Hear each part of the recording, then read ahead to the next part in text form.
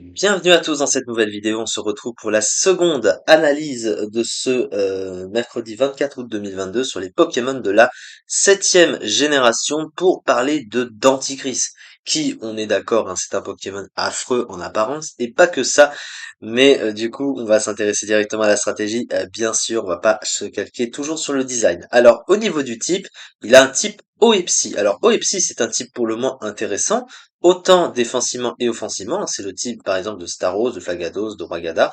Alors, défensivement, on a tendance à le considérer comme très mauvais. Alors, il a quand même 5 faiblesses gênantes, hein, au type insecte, ténèbres, électrique, spectre et plante, mais il possède un combo de 6 résistances à côté, avec notamment des résistances combat et feu, donc qui synergisent plutôt bien avec le type acier, du coup, puisque c'est deux des types super efficaces sur lui, et 4 résistances glace, psy, acier et eau.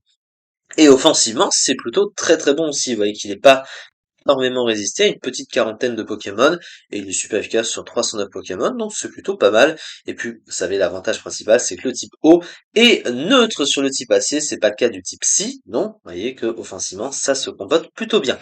Au niveau des talents du Pokémon, son premier c'est Corps Coloré qui l'immunise aux priorités, ce qui est situationnel mais reste un talent correct. Son deuxième talent, par contre, est plus intéressant puisque ça permet de jouer sur son potentiel offensif puisque c'est Prognat qui booste de 50% toutes les attaques à base de morsure et il a un move pool plutôt adapté à ça et ça donne des sortes de stab artificiels sur certains des moves avec ça.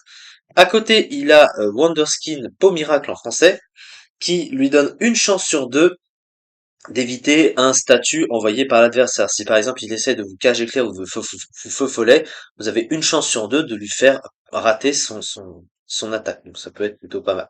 Mais Strong Joe, donc Prognat est plus utile parce que c'est un Pokémon offensif et il a besoin d'accentuer son potentiel offensif qui est plutôt son rôle. Alors au niveau de ses statistiques, alors qu'est-ce qui en ressort? Il a une attaque de 105 plutôt correct, alors qui est vraiment pas incroyable, mais si tu prends en compte le fait qu'il a Prognat et qu'il peut un petit peu augmenter ce potentiel-là, on va dire que ça passe, mais le reste des stats demeure assez médiocre, hein. Il a des défenses qui sont pas ouf, hein. Il a 70 dans les défenses, 68 en PV, c'est vraiment pas incroyable, 70 en attaque spéciale qui est trop fait pour être utilisable, et une vitesse pas ouf non plus de seulement 92, qui est pas si mauvaise, mais bon, peut mieux faire évidemment. Alors, on va passer directement à son move pool. Alors, offensivement, il a plutôt de bonnes options. Il a Aqua Jet en priorité stabé, Hydroqueue ou Cascade qui sont les stabs assez classiques de type eau, l'accès à Dance Slam pour le setup et il a accès à quelques attaques de Croc pour aller avec Prognat.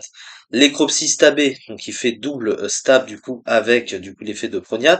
Et puis à côté, il a aussi Crogive, Machouille ou Poison Fang qui profitent également de ce talent.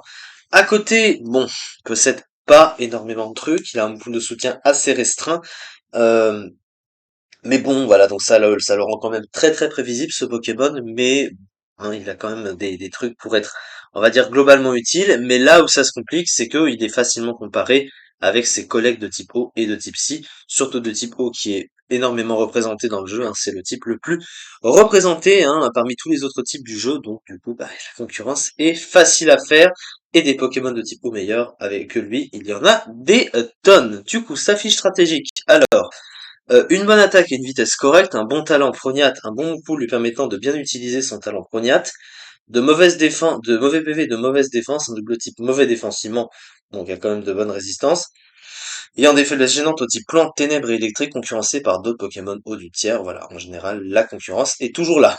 Alors, il n'est pas revenu dans Pokémon épée et bouclier, mais même avant, il n'était pas très très bon dans les tiers, il était que 120e du Rarely Used avec seulement 0,17%. Donc il était jamais vraiment très très joué comparé à beaucoup d'autres. C'est ça en tout cas pour cette petite vidéo. On se retrouve pour la dernière analyse qui nous reste encore à faire aujourd'hui. Merci beaucoup de m'avoir suivi et à très vite pour la suite.